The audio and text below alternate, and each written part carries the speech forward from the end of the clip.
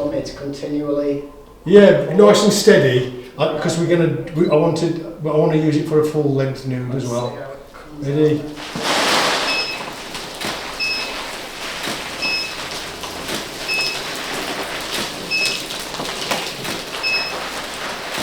Okay, thank you.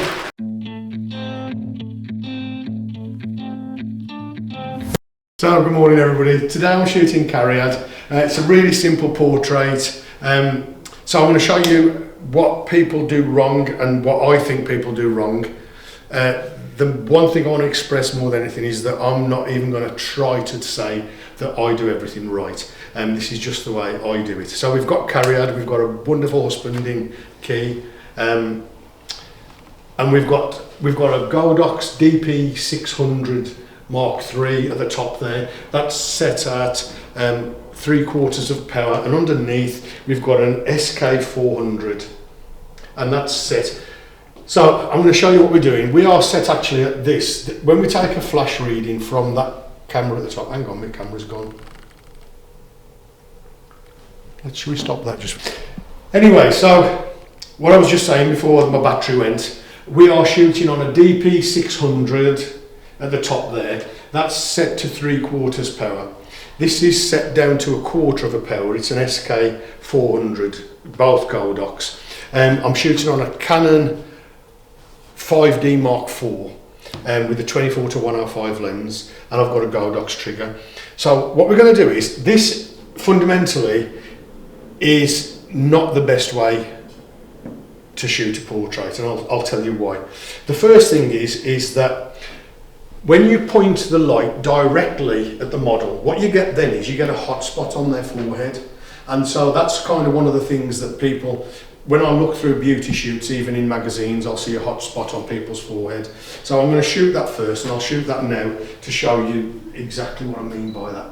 So once we've got that, what we've also got, we haven't got this light switched on yet. So if you look at that, I don't know whether you can see that now, we've got hard shadows under the chin. I'll just shoot that again, Carrie. I blinked, sorry. Oh, you didn't blink, it was lovely.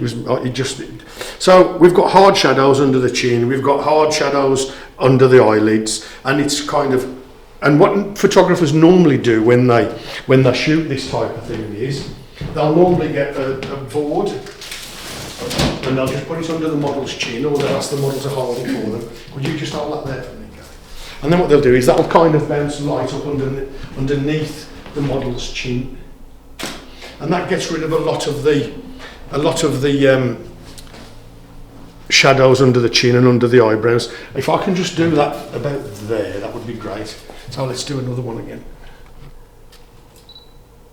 And I've got the board in there, but let's have a little look. I didn't notice that, did I? So that's a lot better. If we try that again with the silver reflector, the silver reflector is going to be even much more brighter than the white reflector. And a silver reflector underneath, even though lots of people use it, gives you a little bit of a mottled look to skin. So when you're shooting beauty, silver isn't the best one that you could possibly use, to be truthful with you. But you know, a lot of photographers use silver. I see it all the time. So that's giving you, but you can see it's lifted under the chin and everything. It's lifted. So that's with it under the chin, and this is with it without. So you can see it's a vast, massive difference. But if you've watched videos before, what I love to do is, on the back of this board, these boards would be perfect if we'd got an up and down button so as we can brighten or darken them down. And of course, we haven't, but with this, with the light below, we have. Because what we can do is, we can do it on the trigger. We can alter this as much or as little as we want. So if I turn that up to completely right up to full, and I knock that down there. So if we take a picture like that, that's on full. And as you can see, it's lit well, but we've overdone it a little bit. It looks a little bit like when you were a little kid and you put a torch or a flashlight, to our American friends, underneath your chin. and it's overdone a little bit, so it's overcooked. So what we're going to do is we're going to get this one. We're shooting at f18, so we're going to shoot this one so that this one's going to be around f8. So that's an easy way for me to describe it for you. So we're going to knock that down quite substantially. So we're going to knock this down to half power, give it a little flash, and that should give us a really nice pleasing effect.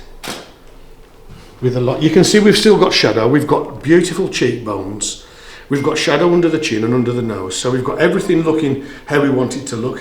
What we have got, however, is if we put this onto the computer, we'll see that we've got quite a strong blowout on Cariad's forehead. So this is just exactly, it's simple, it's all we're going to do is we're going to turn this so as it's almost feathering off Cariad's face completely. So most of this now, most of the light is missing Cariad completely. And all we've got is we've got this little bit of light there that's feathering down onto Cariad's face. The advantage of this as well is that we're almost pointing down to the floor. So it's lighting Cariad's body a little bit with a really nice fall off. So let's take a little look at that. And that's given us a beautiful skin, really good cheekbones, really good, you can see all the striations in the neck, so that's much more what we want. And we've also lost the light off the forehead. One of the things you'll notice, I'll put them up next to each other now, is that when we've got this flashlight pointing straight at Carrie as well, it lights the background up, so we've taken a white background down to almost dark grey. And if I switch this light off as well, if I switch this light off completely, then you will notice that it goes even darker this time. So we can make a white background go down to a dark grey, or possibly even down to a black. So that's a beautiful picture. We've retained all the skin texture on the forehead. We've created shadows on the cheekbones. We've lifted the light up on the eyebrows so as we can see a little bit of makeup there. We've created shadows under the chin to show off the striations in Cariad's neck. And it also elevates the shoulders and slims the neck to make it look really slim and beautiful. So hope you've enjoyed that. Just put underneath if you've got any questions or any ideas. Subscribe, like, send me cakes, please. Thank you.